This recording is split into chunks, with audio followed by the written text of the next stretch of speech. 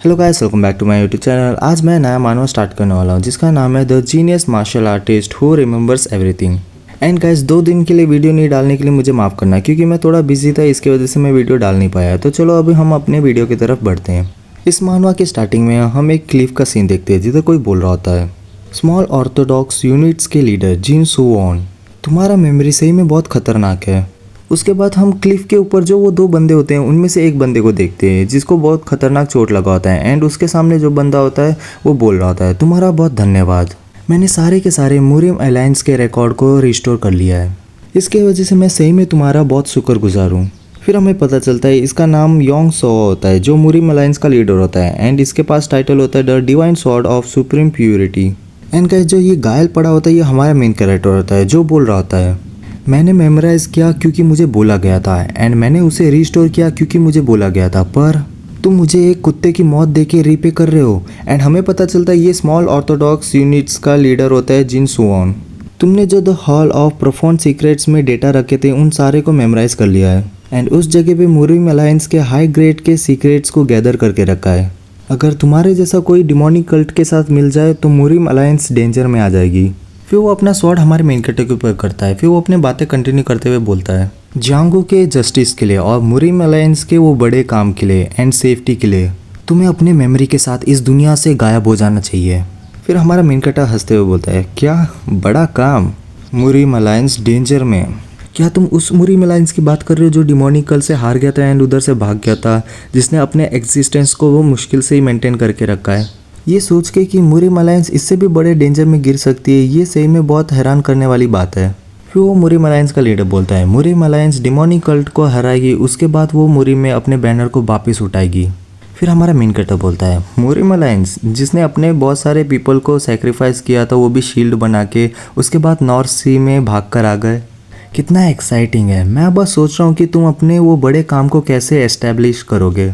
पर तुम्हें पता है जब मैं देखता हूँ कि तुम अपने बड़े काम को ह्यूमन की लाइफ से भी ज़्यादा वैल्यू करते हो तो इसके वजह से मैं बता नहीं पा रहा कि कौन डिमोनिक कल्ट का है और कौन मुरिम अलायंस का है। फिर वो मुरिम अलायंस का लीडर बोलता है, तुम वो डिमोनिक कल्ट के साथ खड़े हो। तभी हमारा मेन कैरेक्टर वो क्लिप से कूदते हुए बोलता है, मैंने अपने फेट और टाई सेक्ट को तुम्हारे मुरिम अलायंस के घटिया हाथ में सौंप दिया, ये सोच के ही मैं रिग्रेट कर रहा हूँ।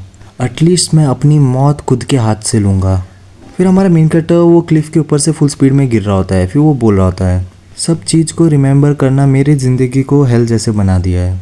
फिर हमारा main character Murim alliance and demonic cult के वॉर के बारे में बता रहा होता है। The great orthodox demonic war जो Murim alliance and demonic cult के बीच में था वो चालू हो गया।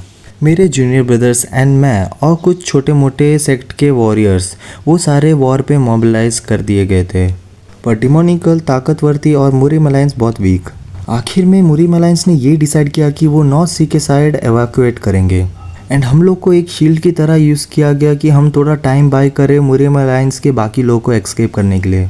एंड जो मुरिम अलायंस नॉर्थ सी के साइड भाग गया था वो मेरे पास एक ऑफ़र लेकर आए, वो ये था कि वो मुरिम अलायंस के सारे रिकॉर्ड को मेमोराइज़ करना। जिधर हमारा मेन कैरेक्टर सारे रिकॉर्ड को मेमोराइज़ कर रहा होता है एंड उधर कोई बोल रहा होता है, अगर तुम इन सब को मेमोराइज़ कर लोगे और नॉर्थ सी में जो हमारा बेस है उधर रिस्टोर कर लोगे तो हम तुम्हारे टाई सेक्ट के जूनियर ब्रदर्स को बैटल फील्ड से वापस बुला लेंगे। एंड उसी के साथ मैं ये मान सकता हूँ कि तुम ये विश नहीं करोगे कि तुम्हारे जूनियर ब्रदर्स उधर ह्यूमन शील्ड बन के मर जाए, है ना?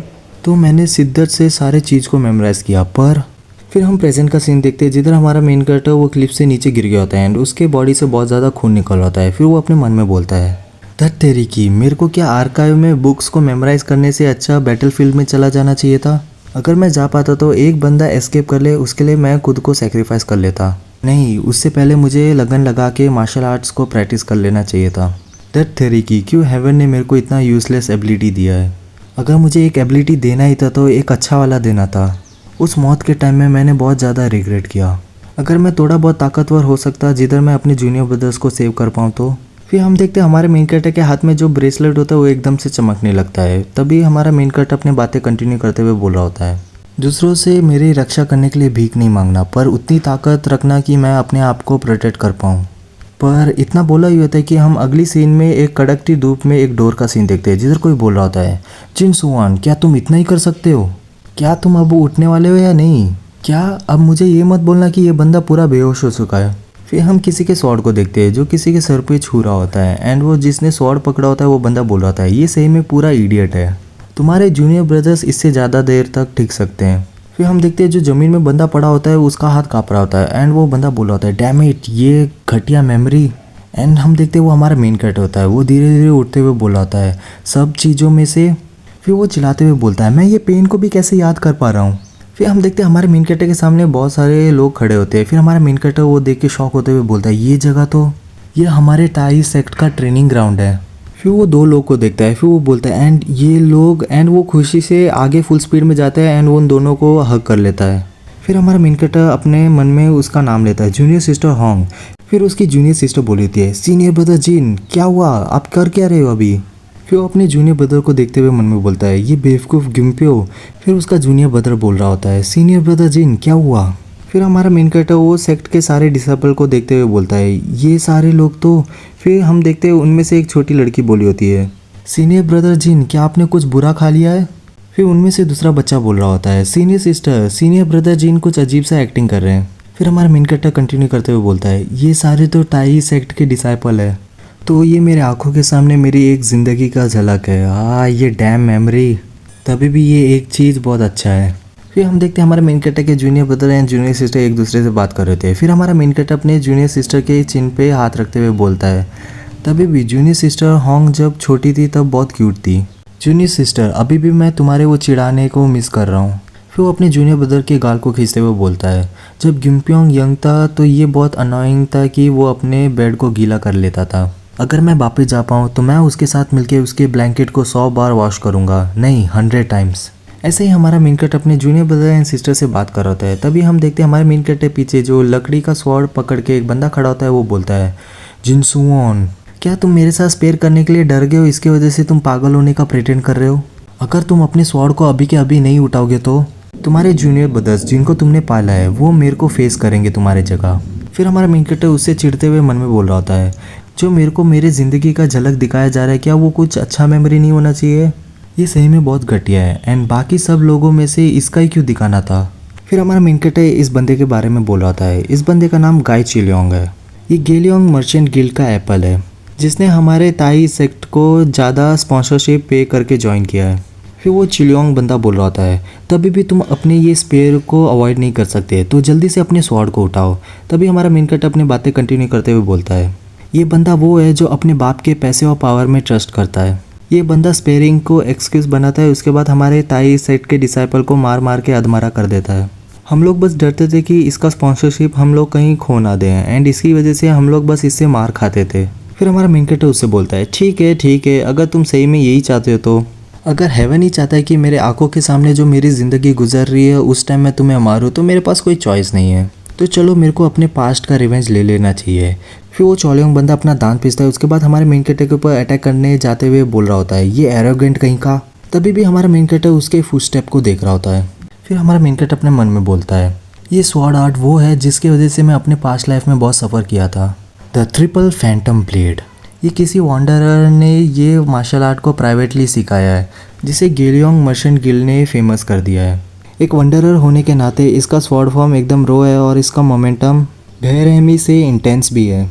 उससे बड़ी बात जब ये जानबूझ के आइस पे टारगेट कर रहा है तो ताई सेक्ट के यंग डिसाइबल के पास कोई और चॉइस नहीं होता पर डिफेंसलेस रहने के अलावा। फिर हम देखते हैं जो चिलियोंग बंदा होता है उसका जो स्वॉर्ड होता है वो हमारे मेन कैरेक्टर के आग के पास पहुंच गया होता है, पर हमारा मेन कैरेक्टर अपनी बातें कंटिन्यू करते हुए मन में बोलता है इवन जो मैं पास्ट में था उसने भी ये फॉर्म और टेक्निक को जिस मोमेंट में देखा था उसे मेमोराइज कर लिया था, पर उस टाइम मेरे पास कोई एबिलिटी नहीं था उससे बचने के लिए या काउंटर करने के लिए।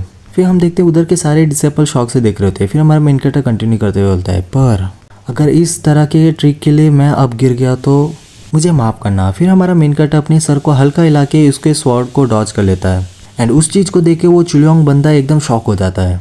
उस आर्काइव पे इस टेक्निक से कंपेयर करें तो जिसे मुझे डेस्परेटली मेमोराइज करना था। फिर हम देखते हैं वो चिलियोंग बंदा हमारे मेन कैरेक्टर के पास पहुंच ही गया होता है। तभी हमारा main character countless martial art के बारे में सोचता है। उसके बाद हमारा मेन कैरेक्टर उसे देखता है। फिर हमारा मेन कैरेक्टर आगे बढ़ता है, उसके बाद उसके ऊपर लेज़र हेवन स्वॉर्ड आर्ट का बेसिक फॉर्म यूज़ करता है। फिर हम देखते हैं वो चिलियोंग के मुंह से खून निकलता है। फिर वो अपने मन में बोलता है ये लेजर हेवन स्वॉर्ड आर्ट ये इम्पॉसिबल है। तभी हमारा मेन कैरेक्टर हंसते हुए बोलता है ये सही में बहुत अच्छा फील कर रहा है। तभी वो चिलियोंग बंदा पीछे देखता है एंड हम देखते हैं कि हमारा मेन कैरेक्टर उसके ऊपर अटैक करने रेडी होता है। फिर हमारा मेन कैरेक्टर बोल रहा होता है मुझे बहुत अच्छा चांस मिला है लेजर हेवन स्वॉर्ड आर्ट के साथ इस बंदे को मारने का। फिर हमारा मेन कैरेक्टर उसके सर पे एक मार देता है। उसके बाद हमारा मेन कैरेक्टर बोलता है ये सही में बहुत रिफ्रेशिंग फील कर रहा है एंड ये चीज़ मैं तुम लोग से बोल सकता हूँ। फिर हमें वो दूर से दिखाया जाता है कि उसके सर को कैसे हमारे मेन कैरेक्टर ने मारा होता है।